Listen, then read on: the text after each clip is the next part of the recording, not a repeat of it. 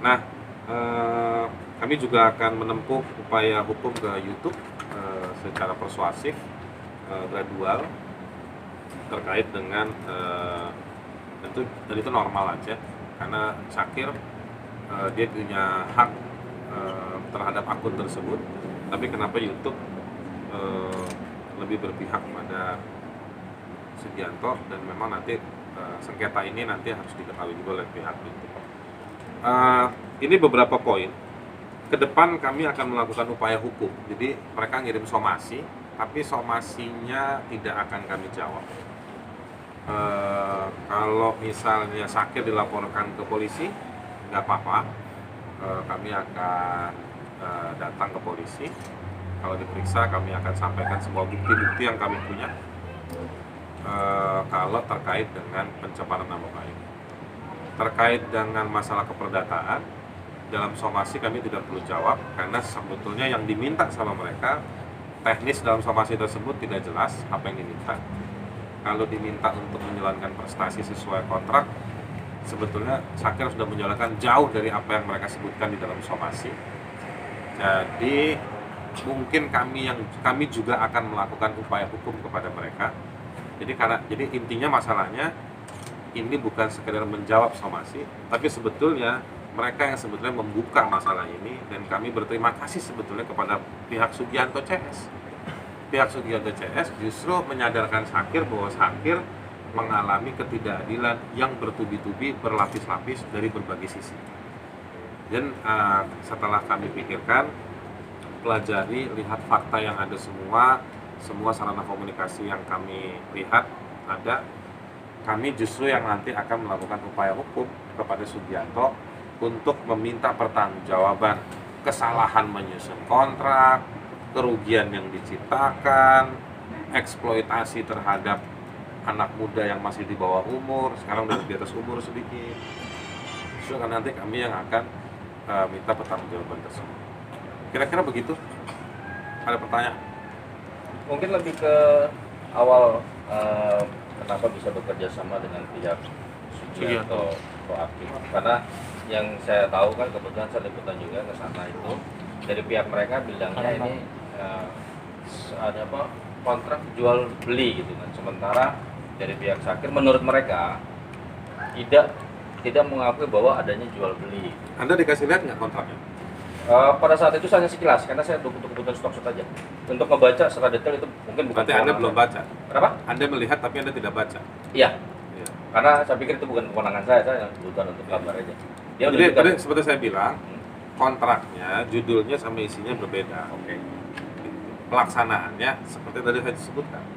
Dia nggak boleh, dia dikontrak seumur hidup, nggak boleh kontrak sama pihak ketiga manapun, tapi dia yang harus bikin konten seminggu 3 kali, dari idenya, produksinya, promonya. Jangankan konten kreator, seniman, artis kayak begini, kita narik orang aja untuk kerja di kantor kita, nggak mungkin semuanya segala sesuatunya dikerjain sama dia, tapi dia yang tanggung jawab. Terus kalau dia ngalamin kerugian, dia nggak boleh komplain. Tapi pada saat Syakir pada saat bikin kontrak itu, terutama yang kedua, itu tengah malam, bukan jam normal, jam kerja. Jam berapa? Kerja. Memang Syakir waktu itu kan sedang terdesakan. Lagi ada keterdesakan juga soal biaya, lagi butuh uang.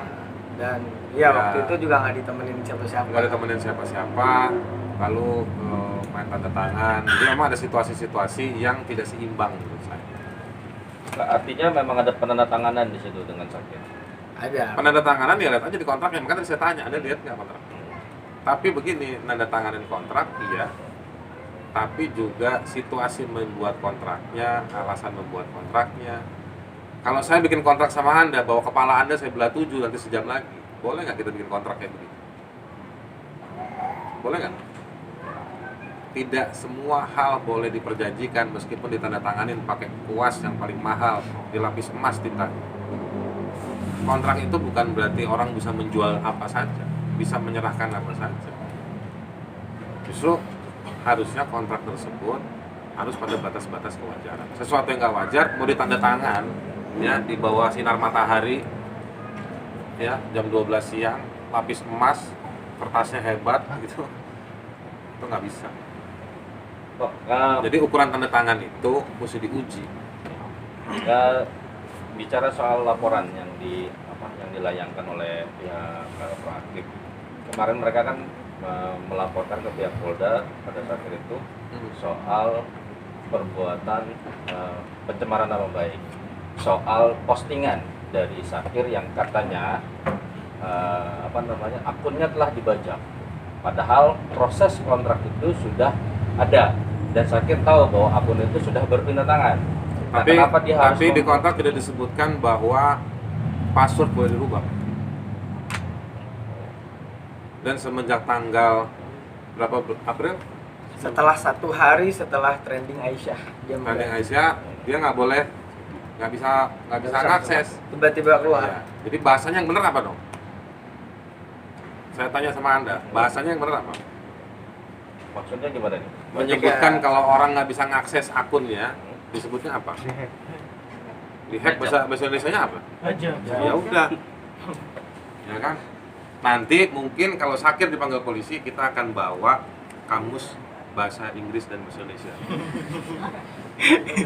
Tapi kalau yang kemarin hasil omongannya, kenapa akun itu akhirnya sengaja diganti dulu? Karena sebelumnya Syakir sempat meminta juga akun itu. Ya buktiin aja kalau Syakir pernah minta. Kan nggak pernah. Syakir kan Jadi makanya saya bilang di poin-poin ini ada 5. Saya mau tambahin lagi. Ada banyak kebohongan yang muncul di berita-berita. Saya nggak bilang siapa yang bikin ya. Saya cerita keluarga cuman baca berita-berita. Kok banyak info yang nggak tepat. Tapi kami hormati namanya berita. Barangkali teman-teman punya cover buat set versi sendiri, silakan. Iya, maksudnya biar nggak jadi bola liar. Ya kalau nggak boleh nanti kan kita bisa laporin ke Dewan Pers biar diperiksa juga. Sakit dong, alasannya kenapa menandatangani kontrak perkara kan di buku ini kan yang dinilai kan kontrak perkara. Alasannya kenapa waktu itu mau tanda tangan? Tadi kan udah jelasin situasinya. Enggak, jelasin lebih gampang. Sakit. iya tadi keadaannya memang sedang terdesak Syakir. Dan ya kan Om Deddy Pratsekawan waktu itu mengenalkan kan karena dia orang baik segala macamnya sudah, dan dia juga kenapa Syakir nggak tahu ada penjual belian, karena dari telepon, WhatsApp ada buktinya kita. Iya. Itu dia ngomong, Syakir itu kamu saya kelola ya, dan saya berikan advance. Advance itu kalau bukan pinjaman apa ya bahasa Indonesianya? Iya, Ya pinjaman info dan- kayak macam ditaruh duit dulu berapa. Tapi nanti kita harus balikin ya, itu kan pinjaman. Syakir dijanjiin mau dikasih rumah apa apartemen, Iya. mau dikasih mobil, Mobil. gitu. Mau dikasih advance. Advance tuh kayak nih keuntungan yang diberikan lebih dahulu lah, kayak Iya. macam deposito apa Iya, advance itu bahasanya. Nah, Nah, gitu. maka kemudian waktu itu karena Syakir kira ya memang orang baik kan, Syakir bisa cuma berprasangka baik sama orang karena nggak diajarin kan sama orang tua sama guru juga berprasangka buruk. Dan akhirnya ya udah. Nah, setelah 1 hari setelah Aisyah trending, jadi kalau dibilang pihak Syakir memanfaatkan ketika Aisyah trending, maaf, sebelumnya Syakir udah pernah trending dan masuk ke hitam putih. Nah, jadi 1 hari setelah trending, tiba-tiba Syakir kan email itu kan nyambung ke HP ya semuanya, ya bang ya. Itu Syakir nggak bisa akses semuanya loh. Kenapa nih email tiba-tiba ganti? Ya Syakir hubungin. Ya mintalah, ini Syakir menelpon orang siapa-siapa, kontaknya di email semua.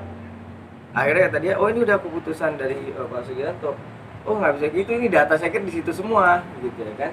Dan kemudian akhirnya ketika dia mengganti itu, nah waktu itu official musik video yang ubah dia jadi cover, terus yang ubah ke musik official musik video dia dari pihak Pak Sugianto, terus diubah lagi ke cover. Jadi Syakir yang ditekan publik, dibilang mengambil hak karya cipta orang, sedangkan dia menggunakan itu untuk mengubah-ubah official musik video cover. Akhirnya Syakir yang kena. Nah, ke depan ketika Syakir nggak bisa akses, ya wajar Syakir bilang pada orang bahwa itu bukan Syakir yang upload. Memang benar bukan Syakir yang upload.